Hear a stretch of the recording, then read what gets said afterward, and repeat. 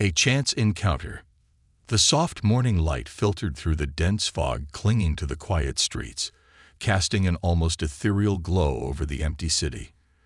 Dr. Martin Hayes guided his car through the winding streets of the historic district, a neighborhood he barely noticed despite passing through it nearly every day. His mind was preoccupied with the patient cases piling up, a list that seemed to stretch longer by the week. He let out a tired sigh, rubbing his eyes with one hand as he navigated the familiar route. It was a busy season at the hospital, and Martin felt the strain wearing on him. But he was used to it. The rush of saving lives, the ever-present challenges, it was his calling. His momentary reverie shattered as something unusual appeared in his peripheral vision. At the edge of the sidewalk, a small figure lay sprawled, barely visible beneath the shadow of an overgrown sycamore. Martin squinted, his pulse quickening. Without hesitation, he pulled over and stepped out of the car, leaving the door ajar. The figure on the sidewalk was a young boy, maybe 7 or 8 years old, lying face down on the pavement. He wore a threadbare hoodie, stained and worn, and his small body was motionless. The boy's skin had a grayish hue, a clear sign that something was terribly wrong. Instinctively, Martin dropped to his knees beside the child, carefully rolling him onto his back. The boy's dark eyes were barely open, his lips pale and cracked. "Hey, buddy, can you hear me?" Martin's voice was soft yet urgent, his medical training kicking in. He checked for a pulse, relieved to find it still faintly beating beneath his fingertips. "My name's Dr. Hayes. I'm going to help you, okay?" The boy's eyes fluttered weakly as he murmured, "Gee, Jason." Martin nodded, keeping his voice calm. "Jason, you're going to be all right. I just need to get you to the hospital." He hesitated for a moment, glancing around. The street was deserted, and there was no sign of any adult who might be looking for the boy. The circumstances were strange. Who would leave a child alone like this? Pushing down the questions for now, he slipped one arm under Jason's knees and the other beneath his shoulders. The boy was frighteningly light, his frail body limp as Martin carried him to his car. Once Jason was safely laid across the back seat, Martin positioned him on his side, just in case the boy grew sick on the way. He placed his jacket under Jason's head as a makeshift pillow, then jumped behind the wheel. His usual 15-minute drive to the hospital was shortened to a tense 10, his heart racing as he kept glancing in the rearview mirror to check on his tiny passenger. "We're almost there, Jason. Just hold on," he murmured, pressing down on the accelerator. The emergency room was bustling with its usual early morning chaos when Martin rushed through the doors with Jason in his arms. Heads turned as he called out for help, his voice a mix of command and desperation. "I need a bed now." Nurse Elena caught sight of him and immediately directed him to an open room, her professional calm giving Martin a small measure of reassurance. She cleared the bed swiftly, and Martin carefully placed Jason on the crisp white sheets. The boy's breathing was shallow, his chest rising and falling with effort. Martin noted the unhealthy sheen of sweat on Jason's forehead, and his concern deepened. Elena handed Martin a tablet, her fingers flying across the screen as she entered Jason's initial information. "What's his condition, Dr. Hayes?" "Possible dehydration, fever, and labored breathing," Martin replied, keeping his gaze on the boy. "He was lying on the street when I found him. I'm not sure how long he'd been there." With a quick nod, Elena got to work attaching monitoring equipment while Martin conducted a thorough examination. He pressed gently on Jason's abdomen, and the boy's face twisted in pain, a small cry escaping his lips. "Significant abdominal pain response," Martin noted aloud, glancing at Elena. "We need a full blood panel and abdominal scan. His pulse is too fast for a kid this young." "Already ordered, Dr. Hayes," Elena replied, her tone calm as she expertly drew blood from Jason's arm. As they waited for the initial results, Martin found himself unable to leave the boy's side. Something about Jason stirred a strange, almost familiar feeling deep within him, one he couldn't quite place. He checked his watch, growing anxious as the minutes stretched on. Normally, he was efficient, never allowing emotions to interfere with his focus. But today was different. The mystery surrounding Jason gnawed at him.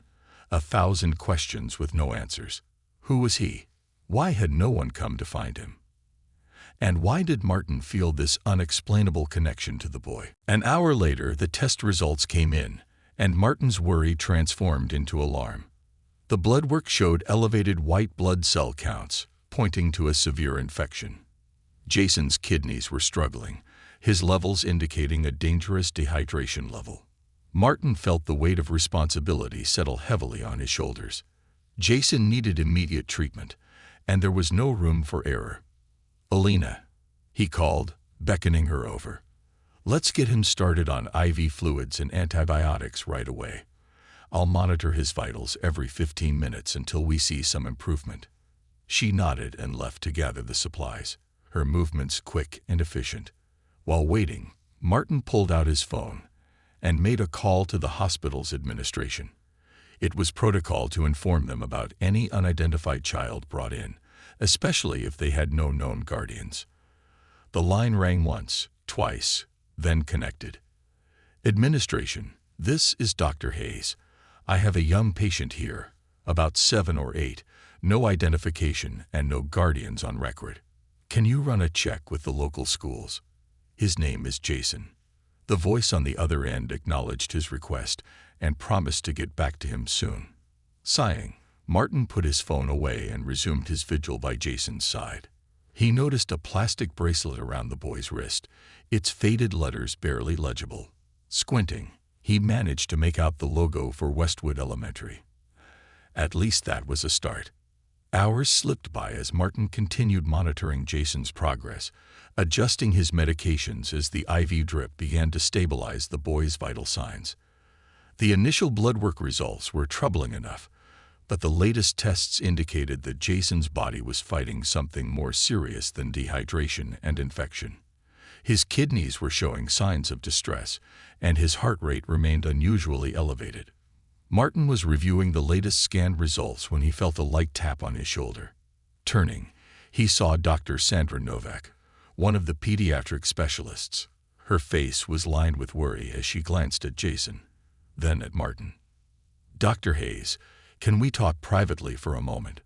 she asked, nodding toward the hallway. Reluctantly, Martin followed her, though his thoughts remained with the young patient. Once they were in the hallway, Sandra's tone grew low and urgent. "Martin, I've seen Jason's lab results.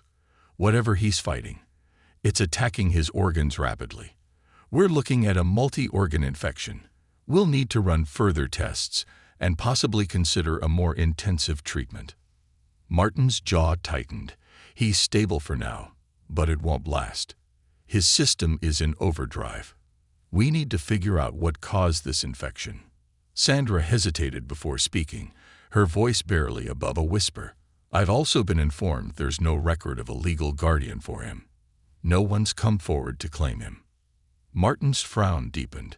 A kid his age, alone. Sandra nodded grimly. "Social services has been notified, but until we know more, he's officially under our care." Returning to Jason's side, Martin found himself feeling strangely protective. He adjusted the boy's blanket, careful not to disturb the IV line. Jason's breathing had settled, but his face was still pinched in pain, and Martin's heart twisted at the sight. He settled in a chair beside the bed, glancing at the boy's small, fragile form. For reasons he couldn't explain, he reached out, resting a comforting hand on Jason's shoulder. "You're safe now, Jason," he whispered. "I promise we'll find out what's wrong and get you through this." As the hours passed, Martin remained vigilant, determined to keep his promise to the boy. Little did he know that Jason's presence would soon unlock a part of his past he'd long forgotten. A secret buried so deeply that its revelation would change his life forever. Unraveling secrets. Jason's first night in the hospital was a restless one. Despite the IV fluids and antibiotics, his condition fluctuated, the fever stubbornly lingering as his small body battled the infection ravaging him from within. Dr. Martin Hayes barely left his side, alert to every beep of the heart monitor, every small change in the boy's breathing. The clock on the wall ticked through the hours, but Martin's sense of time had blurred, his entire focus narrowed to the frail boy lying before him. In those quiet moments, he found himself questioning why he felt so strongly about Jason. As a doctor, he had helped countless children, but this was different. There was something about Jason, a familiarity he couldn't place, a strange connection that had left him shaken since the moment he saw the boy on the street. He pushed the thought aside, focusing instead on the immediate task at hand, keeping Jason stable. It was early morning when Nurse Elena returned, a sympathetic smile on her face as she gently tapped Martin's shoulder. "Dr. Hayes, you've been here all night. You should take a break," she suggested softly. "Jason's doing better. His fever's finally going down." Martin rubbed his eyes, fatigue pulling at him, but he shook his head. "I'll stay until his lab results come back. If there's a change, I want to be here." Elena sighed, nodding as she left to check on her other patients. Martin turned back to Jason, who was finally sleeping peacefully. His chest rose and fell in a steady rhythm, and the color had returned to his cheeks. Martin felt a flicker of relief, but as he watched the boy, his thoughts drifted, memories surfacing from deep within his mind. Martin grew up in a small town just outside of Atlanta, where he'd spent his childhood surrounded by fields and rivers, a place where everyone knew each other. But his childhood memories were fragmented, a series of blurred images and sensations rather than clear recollections. His family had moved abruptly when he was 8, and he'd lost touch with the few friends he'd had. His mother never spoke about the reason they left, and when he pressed, she would deflect, saying it was for his father's job. Yet he always sensed something more to the story, a mystery wrapped in his mother's lingering sadness. Martin's reverie was interrupted when the lab technician entered with a tablet in hand. She offered him a polite nod as she handed it over. "The new test results are in, Dr. Hayes," she said. "We found something unexpected." Martin took the tablet, scanning the numbers. His brows furrowed as he analyzed the data, noting an unusual protein marker in Jason's blood. The presence of this specific marker was exceedingly rare, typically found in cases of inherited immune deficiencies, a trait passed from parent to child. The realization hit Martin like a punch to the gut. He'd seen this marker only once before, during his residency. It was in the records of an anonymous child patient, a boy who'd been treated for a similar infection before being transferred out of the city.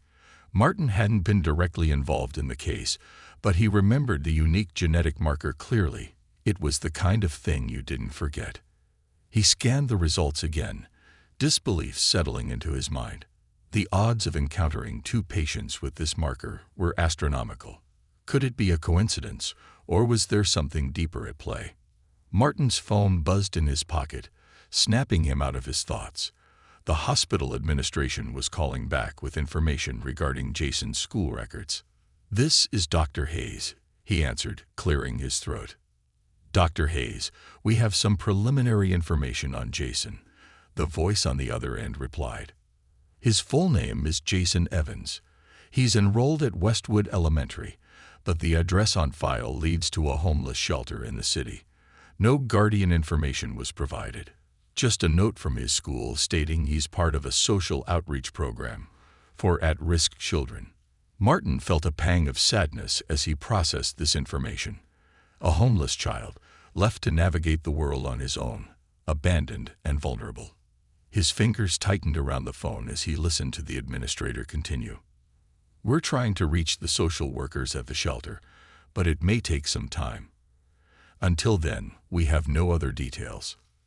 "Thank you for letting me know," Martin said, his voice a mixture of gratitude and frustration.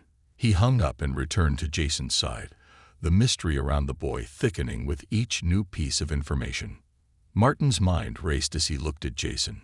Who was this boy, and why was he so alone in the world? And more importantly, what was this genetic marker doing in his blood? Driven by an inexplicable need to understand the connection, Martin requested Jason's medical history from the school program. He hoped to find clues, something that would explain the marker, perhaps a family history that could shed light on the situation.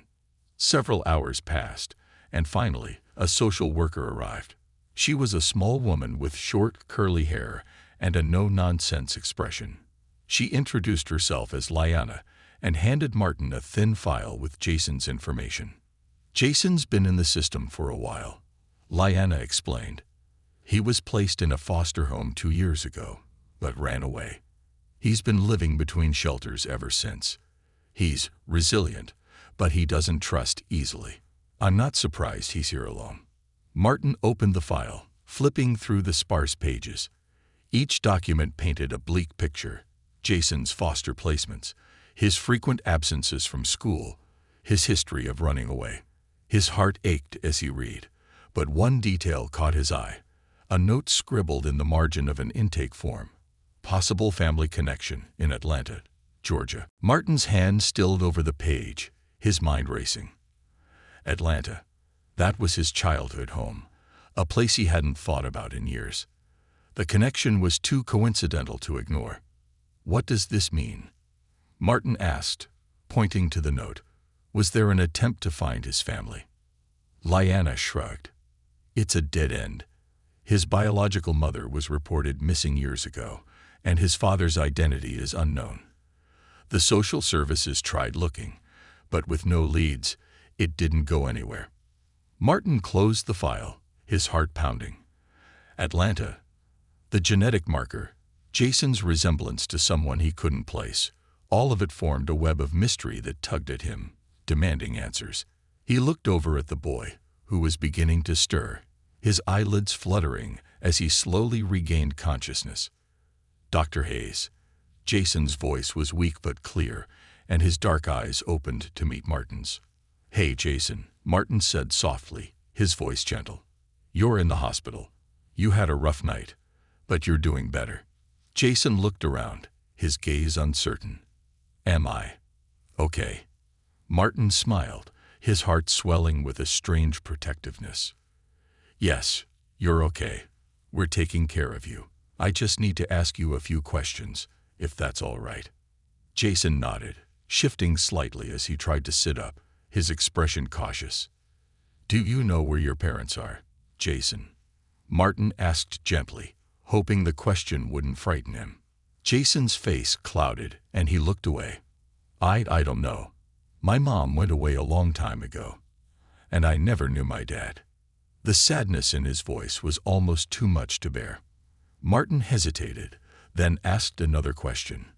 "Do you have any family at all? Anyone you can remember?" Jason shook his head, his small shoulders slumping. "I don't think so. I get by on my own." Martin reached out, resting a comforting hand on Jason's shoulder. "Well, you don't have to do that anymore. We'll figure this out together, okay?" Jason's eyes widened slightly, and he nodded, a glimmer of hope flickering in his gaze. As he lay back down, Martin felt a renewed sense of determination.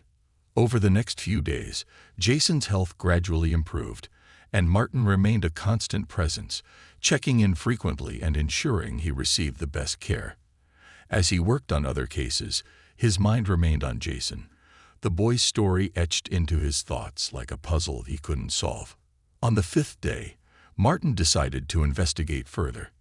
He contacted a geneticist friend, Dr. Amelia Shaw, who specialized in rare hereditary conditions.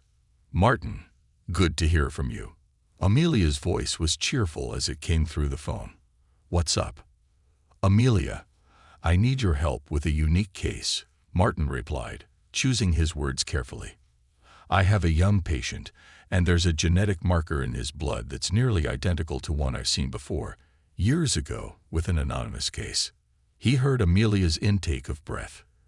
"You're saying this is the same genetic marker? That's incredibly rare." "I know," Martin agreed. "But this boy, I feel there's something more here, something I'm missing." Amelia's tone softened. "Bring his records to my lab, Martin. I'll help you dig into this." Later that day, Martin gathered Jason's files and drove to Amelia's lab. As he handed over the records, His mind churned with questions. Amelia took the files, her face serious as she began reading through the information. This marker is specific to a rare genetic condition, Martin, she explained. One that's almost always inherited directly from a parent. Martin's stomach churned as he listened, the weight of Amelia's words settling over him like a dark cloud. Could it be possible? Could there be a familial connection between him and Jason? Back at the hospital, Martin visited Jason's room, where the boy was resting, his health slowly but steadily improving. As he looked at Jason, he felt the connection even more strongly, his heart pounding with a mix of fear and hope. "Jason," he said quietly, sitting beside the bed, "I'm going to help you find your family. I promise." Jason looked up at him, a hint of a smile on his face. "Thank you, Dr. Hayes," he whispered. As Martin left the room, he felt the weight of the unspoken promise. The secrets of his own past were stirring, reaching out through the years to bind him to Jason in ways he never imagined. The search for answers had begun, and Martin knew it would lead him to places he hadn't dared to explore for decades, shadows of the past. The hospital's late evening quiet was always a welcome reprieve for Dr. Martin Hayes, a momentary escape from the relentless demands of his profession. But tonight, the silence felt charged, thick with unanswered questions and hidden truths. Jason was finally stable, resting comfortably in his hospital bed, and Martin had just left his room. He hesitated in the hallway, the strange sense of familiarity haunting him again as he glanced back at the boy. Determined to find answers, Martin turned on his heel, heading to the hospital's records office. Years ago, during his residency, he'd encountered a similar case involving a child patient with Jason's unique genetic marker. He'd assumed it was an isolated incident, a rare occurrence of a hereditary immune disorder that hadn't seemed relevant until now. He'd never forgotten the case, though, especially because it was the first time he'd ever seen the marker, and the anonymous file had been treated as part of a special study rather than a typical patient file. He spent hours combing through digital archives and old case studies. The clock ticked past midnight, but he pushed through the weariness, spurred by the urgent need to piece together this mystery. His search was slow, bogged down by system errors and data inconsistencies, but finally, he stumbled upon the report from years before. Subject X237A, male child, genetic anomaly linked to immune deficiency disorder. The words blurred for a moment as Martin stared at the screen, his pulse racing. This child had been admitted to the hospital 2 decades ago under unusual circumstances. No parent or guardian had come forward, and after several months, the boy had disappeared from the system altogether. His eyes skimmed further down the page, stopping at the final entry. Patient transferred to Atlanta Children's Center. Status unknown. The hospital in Atlanta. Martin's mind raced, memories bubbling up from a place he'd long buried. The name triggered a flash of old emotions and forgotten images. That was the hospital he'd been taken to as a child during a health crisis he could only vaguely recall. His mother had been distraught, and afterward, she never spoke of it again. He leaned back in his chair, his head pounding. Could there really be a link between him and Jason? Was this boy somehow connected to the shadowy fragments of his past? The next morning, Martin was back at the hospital early, his mind heavy with questions. His friend and geneticist, Dr. Amelia Shaw, had sent him a text asking to meet at her lab. She'd spent all night reviewing Jason's blood work, driven by the same curiosity Martin felt. When he arrived, she greeted him with a look that was both excited and serious. "Martin, this is bigger than we thought," she said, ushering him into her office and closing the door. "Jason's genetic marker is almost identical to the one we saw in that case from years ago, but with a few slight deviations. It's not just a coincidence. This marker, if I'm reading it correctly, could mean you're related to him." The words settled over him like a dense fog. He opened his mouth to respond, but found no words. "It's incredibly rare.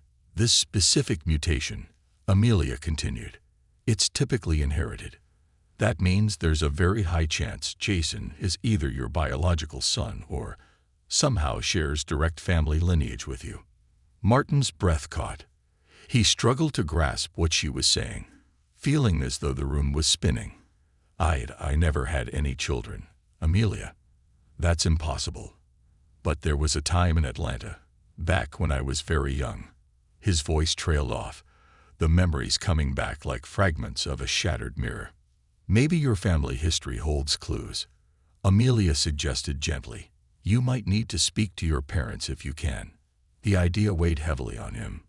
He hadn't spoken to his parents in years, not since his father's passing. His mother had grown increasingly reclusive after his father's death, moving to a remote town and avoiding contact with anyone, including him.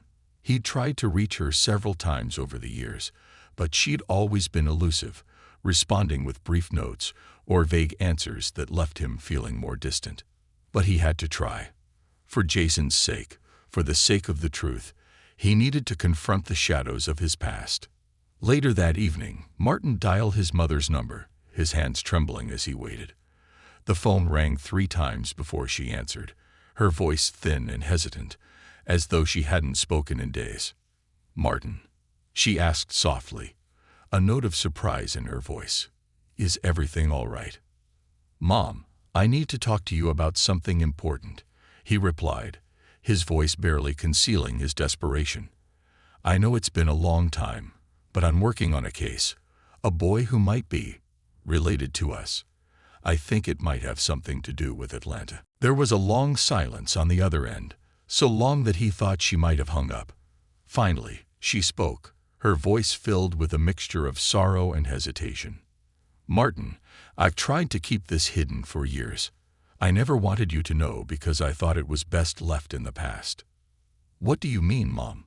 he asked, his pulse quickening. You had a brother," she whispered, her voice trembling. "A twin, actually. But he was taken from us when you were just a baby. It was complicated, and your father and I decided not to tell you. We thought it would be easier if you never knew. But now I can see that keeping this from you was wrong." Martin felt as though the ground had dropped out from beneath him. A brother? A twin? The revelation struck him hard, sending a wave of emotions crashing over him. How could his parents have hidden something so monumental? Why was he taken from us? He managed to ask, barely able to contain the anguish in his voice. "There was an incident," his mother said, her voice breaking. "Your brother, who we named Isaac, had a rare health condition, an immune deficiency. He was transferred to a hospital in Atlanta. But there were complications. We were told he didn't survive, but looking back, I don't know if I can trust everything they told us. The hospital was secretive, evasive." Martin was silent, his mind reeling. He'd gone his entire life without knowing he had a brother, and now, to hear that his brother might have survived, left questions racing through his mind. Was Jason somehow connected to Isaac? Had his brother survived and gone on to have a child? "Mom," he said, struggling to keep his voice steady. I think I found him. Or at least I found his son. A young boy, Jason, who has the same rare genetic marker. It can't be a coincidence." He heard his mother sobbing softly on the other end. "I can't believe it. After all these years, I thought he was gone. But if you found him, if you found Jason, then maybe there's a part of Isaac still here with us." As the call ended, Martin felt an overwhelming mix of grief and hope. His twin, a part of his soul he'd never known existed, had left behind a legacy in this young boy. It was as though destiny had guided Jason into his life, forcing Martin to confront his past and uncover a truth buried deep within his family. The following day, Martin met with Jason in his hospital room, his heart heavy with the knowledge he now carried.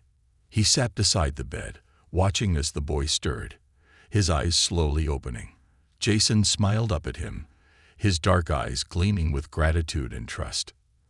"Dr. Hayes, I'm feeling a lot better today," he said, his voice brighter than it had been in days. Martin smiled, his emotions barely contained. "That's good to hear, Jason. I wanted to talk to you about something important." Jason's smile faded, his expression growing serious as he looked at Martin. "Am I in trouble?" "No, not at all," Martin reassured him, reaching out to place a comforting hand on the boy's shoulder. "I wanted to talk to you about your family. We've been trying to find them, and I think I may have found a connection." Jason's eyes widened, his hands clenching the hospital blanket nervously. "I don't have a family." "Not really. Just me." Martin took a deep breath, feeling a mix of sorrow and determination. "Jason, you may not know this, but you have a family that's been looking for you, though they may not have realized it right away. You have an uncle, someone who cares about you and wants to make sure you're safe." Jason looked at him, his face a mixture of confusion and hope. "An uncle?" Martin nodded, his throat tightening. "Yes, Jason. I believe I'm your uncle." The boy stared at him, his expression unreadable as he processed the revelation. For a moment, neither of them spoke, the weight of the moment hanging in the air. Finally, Jason reached out, his small hand wrapping around Martin's. "You mean you're my family?" he whispered, his voice barely audible. Martin nodded, his heart breaking and healing all at once. "Yes, Jason, and I'm here to make sure you're never alone again." The boy's face broke into a smile, and he clung to Martin, his small arms wrapping around him in a tight embrace. Martin held him close, feeling a connection stronger than anything he'd ever known. He vowed in that moment to protect Jason, to be the family the boy had never had. The rest of the day was spent with Martin explaining everything he could to Jason, sharing stories of his own childhood, and painting a picture of a future filled with hope. For the first time, Martin felt as though he had a purpose beyond his work, a personal mission to bring light to the life of this boy who, by some miracle, had come back into his life. As night fell, Martin sat by Jason's bedside, watching him sleep peacefully, the weight of his past finally lifted. He knew their journey was only beginning, that there would be challenges ahead, but he was ready. Jason had given him a reason to heal the wounds of his own heart, and in doing so, had become his own family. The two of them had found each other, bound by blood and fate, and Martin vowed to stand by Jason's side through whatever came next. Building bonds and facing truths. The days following Martin's revelation to Jason were a mixture of anticipation, joy, and an undercurrent of apprehension. Martin's life had changed overnight, reshaped by the sudden responsibility of caring for a child, his own nephew, though it felt more like fatherhood. Jason, too, was adjusting to the idea of having someone he could finally call family. Their lives began to intertwine in ways neither had expected. After a few days in the hospital, Jason was discharged, his health finally stabilized. Martin helped him pack up the few belongings he had, which fit into a single plastic bag provided by the hospital, a reminder of the boy's rough journey up to this point. Martin's heart ached as he watched Jason carefully fold a worn t-shirt, his movements slow and deliberate, as if each item held a world of memories. "Jason," Martin said gently, reaching out to place a comforting hand on his shoulder, "you'll never have to go through this alone again. From now on, you have a home, with me." Jason looked up, a mixture of surprise and something like disbelief in his eyes. "Really? You mean I can live with you?" "Yes, of course," Martin replied, his voice filled with warmth. "You're my family, Jason. Family takes care of each other." The boy's eyes welled with tears, and he quickly looked away, his small hands fidgeting with the strap of his bag. Martin pretended not to notice, giving Jason the space he needed to process. He knew Jason was unaccustomed to trust and comfort, but he hoped with time the boy would come to feel safe and loved. The first night in Martin's home was surreal. Martin had spent hours preparing Jason's room, though he kept things simple, not wanting to overwhelm him. The small guest room now had a cozy bed with fresh linens, a small desk, and a bookshelf that Martin had filled with books he thought a young boy might enjoy. Jason stared at the room for a long time, as if it were too good to be true. You don't have to say anything, Jason, Martin said softly, watching the boy's wide eyes. Just know that this room is yours. Whenever you're ready, you can make it your own. Jason gave a small nod, stepping into the room and gently touching the bedspread.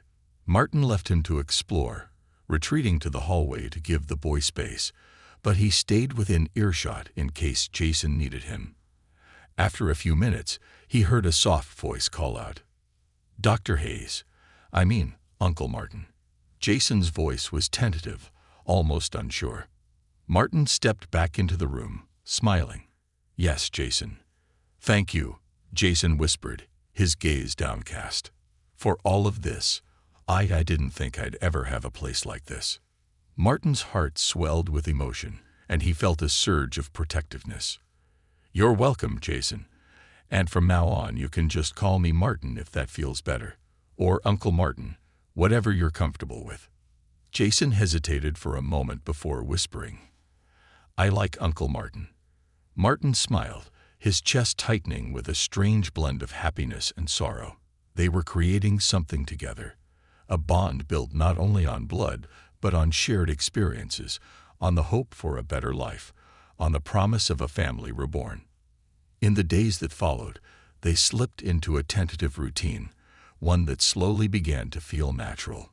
Martin adjusted his schedule to be home more often, overseeing Jason's transition into school and arranging for him to have regular checkups with a pediatrician. Though Jason was quiet and reserved at first, he gradually opened up, his natural curiosity and intelligence shining through in the small moments they spent together. One evening, after Martin had prepared a simple dinner, they sat across from each other at the kitchen table. Jason was unusually quiet, poking at his food and glancing at Martin every so often. "Is everything okay, Jason?" Martin asked, his voice gentle. Jason nodded, but then he took a deep breath, looking down at his plate. "It's just, I never thought I'd have this. A home, someone who cares. It's hard to believe it's real." Martin reached across the table, his hand resting atop Jason's small, trembling one. "I know it's a lot to take in. But I want you to remember, Jason, you don't have to be afraid here. This is your home, and I'm here for you always." Jason looked up, his eyes shining. He nodded, his grip tightening slightly around Martin's hand before letting go and returning to his meal. In those small, quiet moments, Martin could see the effects of Jason's difficult past beginning to heal, bit by bit. He felt honored to be a part of that healing, to witness Jason's transformation from a guarded, wary child to a young boy learning to trust again. But as their bond grew stronger, Martin knew he would need to address the mystery surrounding Jason's past. He still didn't have answers about what had happened to his twin brother, Isaac. His mother's revelation had only deepened the mystery, and he felt a burning need to find out the truth. He wanted to give Jason the full story of his heritage, the knowledge of the family he came from. One afternoon, when Jason was at school, Martin drove to the small town where his mother had retreated to in her later years. The house was modest, its yard overgrown and windows clouded with dust. She opened the door at his knock, her face softening when she saw him. "Martin," she murmured, reaching out to pull him into an embrace. "I didn't expect you." "I had to come, Mom," he said, his voice thick with emotion. "I need to know the full story about Isaac. Jason deserves to know." She nodded, a sadness clouding her eyes as she led him into the living room. They sat together on the faded couch, his mother's hands wringing nervously as she prepared to speak. "Isaac was born with a rare immune deficiency," she began, her voice wavering.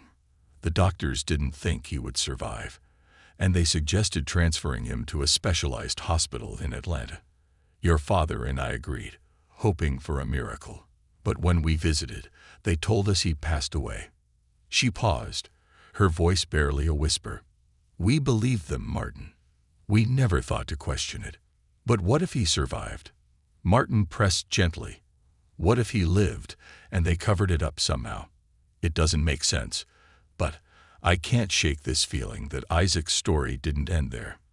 His mother's eyes filled with tears. I've asked myself the same thing over the years, Martin. I thought about hiring investigators, but your father convinced me to let it go. He said it would only bring more pain. Martin felt a surge of frustration, tempered only by his understanding of her grief. They'd both suffered, but for his mother, the idea of reopening the past had been unbearable. He placed a comforting hand on her shoulder. "Mom, I found Jason because of this," he said softly. "He's connected to Isaac somehow. I know it, and I owe it to him, and to you, to find out the truth." She nodded, wiping her eyes. "You're right, Martin. I see it now. Do what you must." Armed with what little information he had, Martin spent weeks working with Amelia to trace the original files of the hospital's records, painstakingly reviewing each document and reaching out to anyone who might remember the case. Eventually, his efforts led him to an older doctor who'd worked at Atlanta Children's during the time of Isaac's supposed death. He was frail, with thin, silver hair and a face lined by age, but his mind was sharp, his eyes gleaming with curiosity when Martin met him in the assisted living home. "You said you wanted to know about a case from over 20 years ago," Dr. Lawrence asked, his voice quivering slightly. "Yes," Martin replied, his voice calm but urgent. "My brother, Isaac, was admitted there, but we were told he passed away. Recently, I found his son, my nephew, who has the same rare genetic disorder. I need to know if Isaac survived." Dr. Lawrence leaned back in his chair, his expression thoughtful. "Your brother. Yes, I remember that case. It was unusual. There was a lot of talk about his condition, the unique markers in his blood." He paused, his face clouded. Isaac was part of a study. The hospital was involved in experimental treatments for immune disorders, and, well, let's just say not everything was above board. There were rumors about children being taken without proper documentation, parents missiled.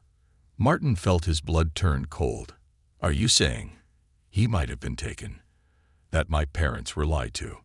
Dr. Lawrence nodded slowly. "It's possible. Some of those children were transferred to a facility out of state, a research center for genetic studies. We lost contact with most of them, though there were whispers, suspicions that they'd survived." Martin clenched his fists, anger and sorrow battling within him. How could they do this? How could they take children from their families? Dr. Lawrence shook his head, his gaze somber. "It was a different time, son. Mistakes were made, ethics bent for the sake of science. But you're here now, trying to right those wrongs. That's something." Martin returned home that night, his heart heavy with the weight of what he'd uncovered. He knew he couldn't change the past, but he could give Jason a better future. He would tell Jason what he'd learned, but only when the time was right, when the boy was ready to hear the truth of his father's mysterious past. For now, Martin focused on building a life for Jason, filled with security and love, the very things the boy had never known. And in those moments when they laughed over a game of checkers or shared a quiet conversation before bed, Martin felt the bond between them deepen, forged by blood, bound by love, and tempered by a shared journey to uncover the truth. Yet he knew the shadows of the past still loomed, waiting. One day, Jason would need to know everything. But until then, Martin vowed to be the family Jason deserved, to give him the strength to face whatever lay ahead. Uncovering the family legacy. A few months passed, and Martin and Jason's new life together settled into a comfortable rhythm. Martin found himself savoring even the small moments. Jason's laughter echoing through the house, the quiet mornings spent talking over breakfast, and the weekends spent exploring parks and museums around the city. Martin felt a deep sense of fulfillment, a purpose that went beyond his medical practice. It was as if Jason had given him a second chance to make things right in his own life, to bridge the gap left by his lost brother, and finally heal from the unanswered questions of his past. But as much as he wanted to protect Jason from the darker truths of his family history, Martin knew he couldn't avoid it forever. He had managed to trace some records about the mysterious genetic program at the Atlanta hospital, a program that had allegedly exploited children with unique genetic markers. The more he uncovered, the angrier he became. It seemed that children with conditions like Jason's father, Isaac, were not simply treated but studied, often without proper documentation or ethical oversight. It was almost as though Isaac's life, and those of other children, had been treated as mere data points in an experimental trial. One evening, as Martin was reviewing some of these documents, he realized that Jason had been watching him intently from the doorway, his face a mask of curiosity and worry. "Uncle Martin." Jason's small voice cut through the silence, pulling Martin from his thoughts. Martin looked up, managing a smile. "Hey, Jason. I didn't see you there." Jason took a few hesitant steps into the room, his gaze fixed on the papers spread across the desk. "Are you looking up stuff about my dad?" Martin paused, his heart heavy as he considered how to answer. He'd been waiting for Jason to bring it up, to show that he was ready for some of the answers Martin had been piecing together. "Yes," Martin said softly, closing the folder. "I have been looking into your dad's past. I want to make sure you have the full story one day." Jason nodded, his eyes wide. "I want to know too. I want to know what happened to him." Martin gestured for Jason to sit with him, feeling the weight of what he was about to share. He knew it was time to begin telling Jason about Isaac, but he also wanted to do so in a way that wouldn't overwhelm him. "Your dad was someone very special, Jason," Martin began, his voice thick with emotion.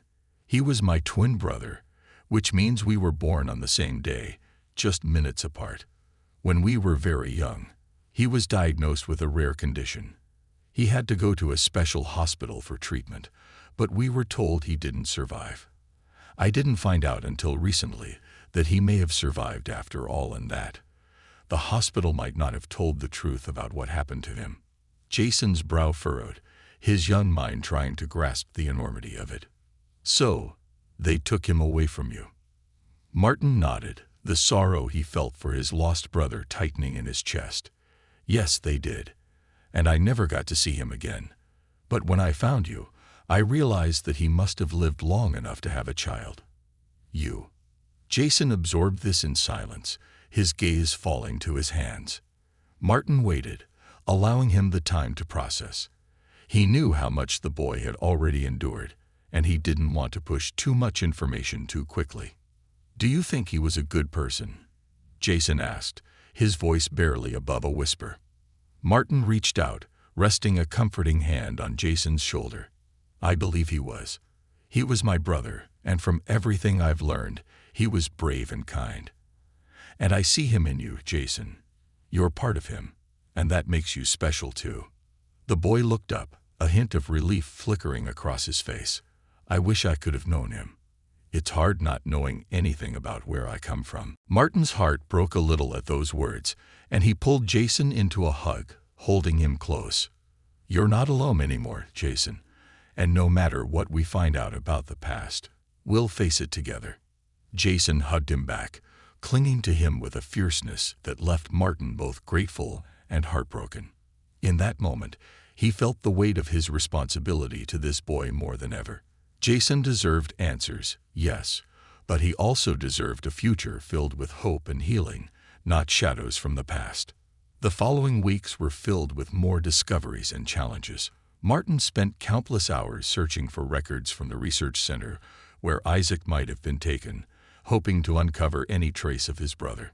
His investigation eventually led him to a retired nurse who had worked there briefly, and she agreed to meet him. They sat together at a small cafe, her eyes scanning the room nervously before she began to speak. "What I'm about to tell you is something I've kept to myself for years," she said, her voice low. "There were several children in that facility, all of them with rare conditions.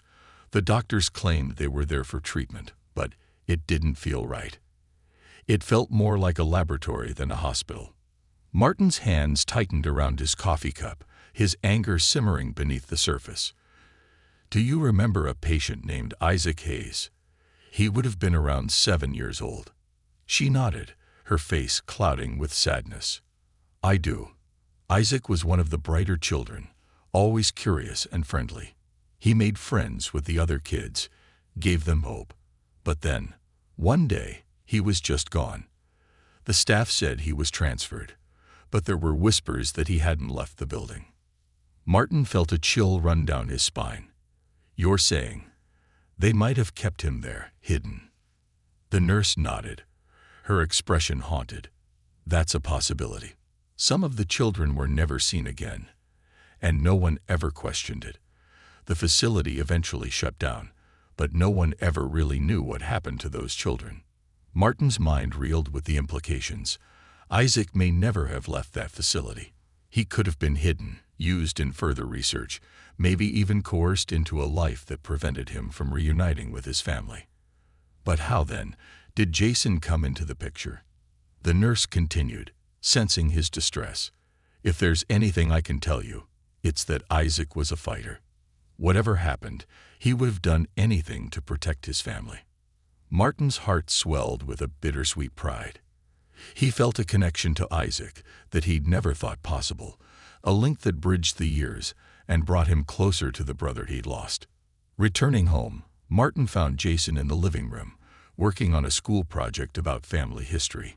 Seeing Jason, with his head bent over his paper, a small smile on his face, Martin felt a surge of warmth. This boy, his nephew, carried the legacy of Isaac in ways neither of them fully understood. He was a reminder of the resilience that ran in their family, a testament to the strength and kindness that had defined Isaac. As the days passed, Jason grew more comfortable in his new home. The shy, guarded boy Martin had first met had blossomed into a curious, thoughtful child with a zest for learning. He asked questions about Martin's medical work, eagerly learning about the human body and marveling at the complexities of biology. Martin enjoyed sharing his knowledge, answering Jason's endless stream of questions, and watching as the boy's face lit up with understanding. One evening, as they were preparing dinner, Jason looked up from his plate, his expression unusually serious. "Uncle Martin, do you think, if my dad was alive, he'd be proud of me?" Martin knelt down beside him, his heart full. "Jason, I know he would be. He'd be so proud of who you are, how strong you've been, and how kind you are. You've been through so much, but you haven't let it make you bitter. You've chosen to stay hopeful, to be kind, just like your dad would have wanted."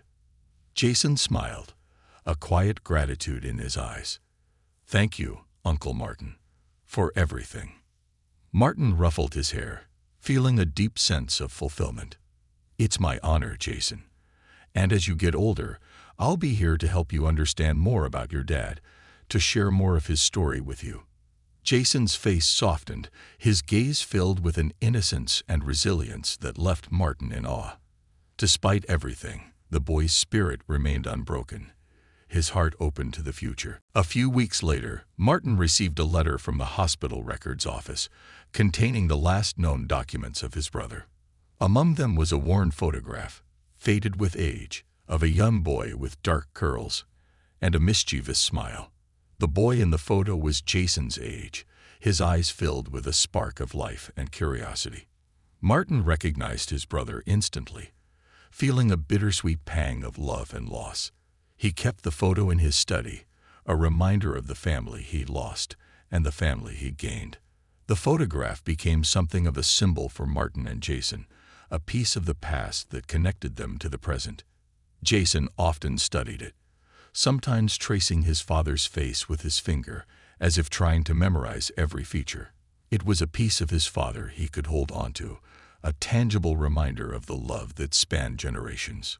One evening, as they sat together in the living room, Jason leaned against Martin, his voice soft but steady. "Uncle Martin, I think I'm going to be a doctor like you one day. I want to help people like you helped me." Martin felt a swell of pride, his chest tight with emotion. "I think that's a wonderful idea, Jason. You'd make an incredible doctor." Jason looked up at him, his face serious. "I want to make sure kids like me don't ever have to feel alone. And maybe I can find a way to help other kids like my dad, so they don't get lost in the system." Martin's eyes misted as he hugged Jason close. This boy, his nephew, had faced so much yet carried a heart full of compassion and purpose. He was Isaac's legacy, the embodiment of his brother's spirit and strength. Martin knew he would do everything in his power to support Jason's dreams, to give him the love and guidance that would help him heal and thrive. And as the two of them sat together, side by side, Martin felt a peace he hadn't known in years. He had found his family again, his heart made whole by the boy who had brought light back into his life. They had each other now, and together, they would face whatever the future held. A legacy of healing. The days turned to months, and Martin and Jason's bond grew deeper and more resilient.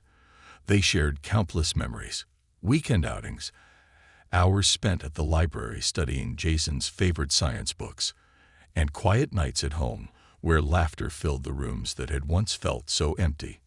Martin knew his life had irrevocably changed. He was no longer just a doctor, but a father figure, a guide, and the only family Jason had ever known.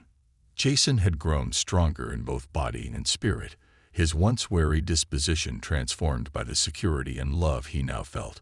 But as time passed, Martin sensed something brewing in the boy's heart. Jason's curiosity about his father, Isaac, had only deepened, and Martin knew the day would come when they'd need to confront the mysteries that remained. The legacy of Isaac's life, and the injustices he had suffered, loomed over them like a shadow, waiting for light. One evening, after they'd returned from one of Jason's follow-up appointments at the clinic, Martin found a letter waiting in the mail. It was from the local historical society, which had recently received files from a defunct medical research company known for its role in ethically dubious studies on children with rare genetic disorders. The letter stated that they had records that might pertain to Isaac and that they were available for review. Martin's pulse quickened as he read, a mix of anticipation and dread filling him. As much as he wanted to shield Jason from the darker truths, he felt it was time to be transparent. The next morning, he sat Jason down at the kitchen table, the letter in hand. "Jason," Martin began, watching the boy's face carefully, "I got a letter yesterday. It's about your father, about what happened to him after he was taken to that hospital." Jason's eyes widened, and he leaned forward, a mixture of eagerness and anxiety in his gaze. Did they find out what happened?" Martin nodded, choosing his words carefully. "They found records. It seems that the hospital where your father was treated was connected to a medical research group. From what I can tell, he and other children with similar conditions were studied, possibly without permission from their families." Jason's face darkened with understanding, his voice barely a whisper. "So, he wasn't just there to get better?" "No," Martin replied gently, his heart aching as he met the boy's gaze. "It seems he was part of a study, one that may not have been ethical. But there's more. The Historical Society has some of these records, and they're allowing us to access them. I wanted to ask if you'd like to come with me." Jason's expression shifted to one of determination, his young face set with a maturity beyond his years. "I want to know, Uncle Martin. I want to understand what happened to him." That weekend, Martin and Jason drove to the Historical Society, a small building with faded brick walls and an air of reverence that reminded Martin of old libraries. They were greeted by an elderly archivist named Mrs. Evans, who seemed to know the weight of the visit just by looking at them. She led them to a private room, her hands gentle as she handed Martin a thick folder bound with a string. "These records pertain to the Atlanta Children's Genetic Study from 20 years ago," she explained. "They're incomplete, but I hope they give you some answers." Martin thanked her, his voice tight with emotion as he and Jason settled at the table.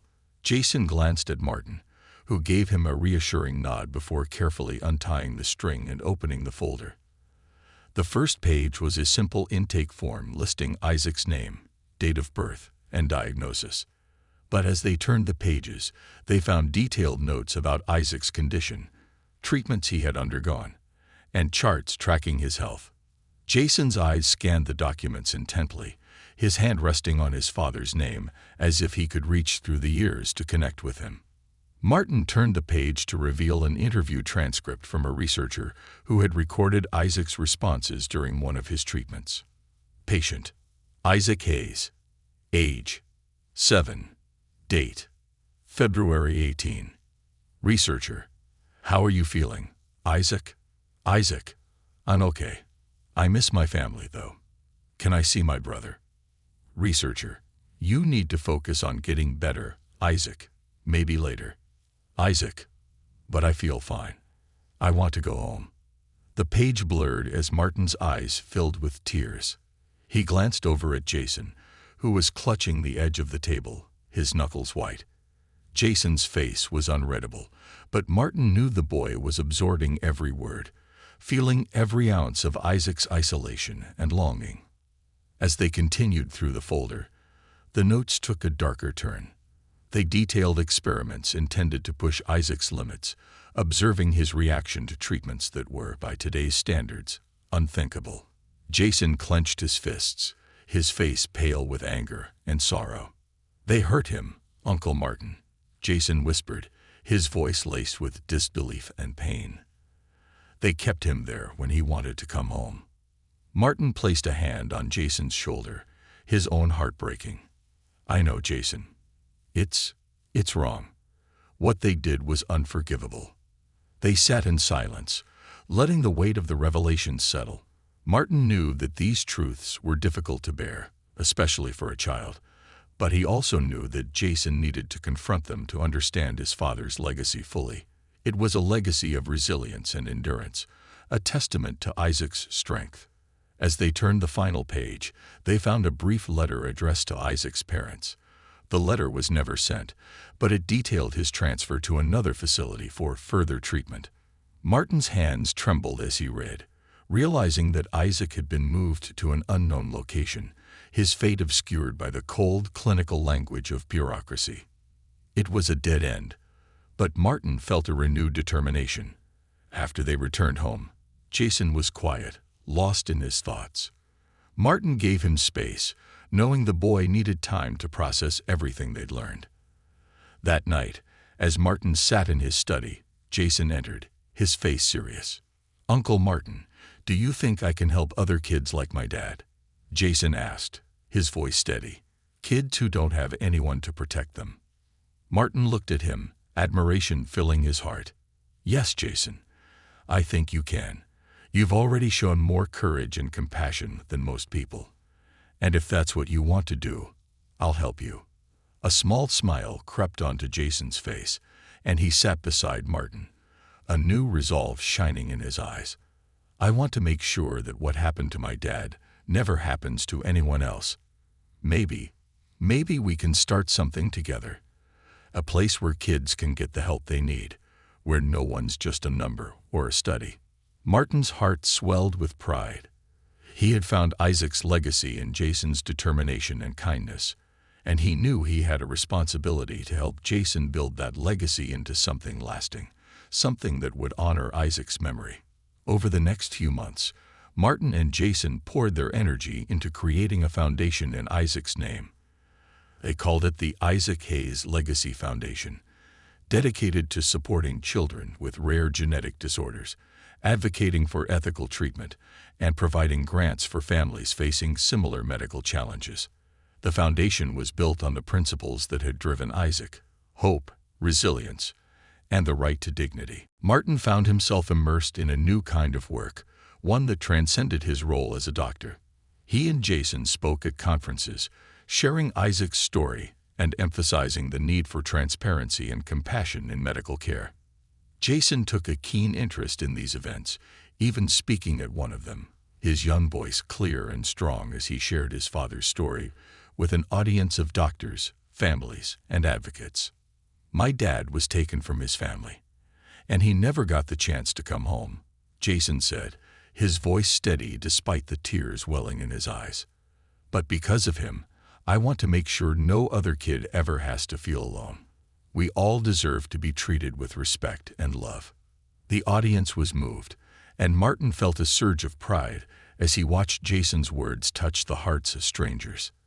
In that moment, he knew that Isaac's legacy was alive in Jason. His brother's memory had found new life in the boy who now carried his name with honor and purpose. Years passed, and Jason grew into a young man, his dreams expanding alongside the foundation. With Martin's guidance, he pursued a path in medicine, determined to become a doctor dedicated to compassionate care. He excelled in school, fueled by the love and support he'd found in Martin, and the memory of a father he'd never met but felt deeply connected to. Martin, too, found a new chapter in his life through his role in the foundation.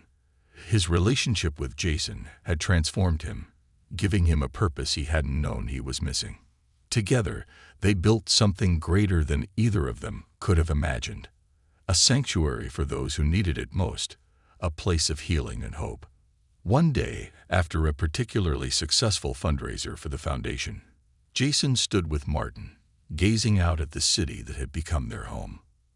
"Uncle Martin," he said, his voice warm with gratitude, "I think Dad would be proud of what we've done." Martin looked at him, his heart full. He would be. "And I'm proud of you, Jason. You've turned his memory into something that changes lives." Jason smiled, his face filled with both sorrow and joy. "I think that's what family's for, to honor those who came before us, and make the world better for those who come after." Martin nodded, his heart swelling with love and pride for the boy who had become the son he'd never known he needed. And in that moment, as they stood together, he felt the presence of Isaac, a quiet, steadfast strength that had brought them together, binding them in a legacy of love, resilience, and healing. The foundation would carry Isaac's name for generations, a testament to the family he had lost and the one he had unknowingly left behind. And as Jason stepped forward into his own future, Martin knew he had fulfilled his promise. Jason was not alone. He never would be.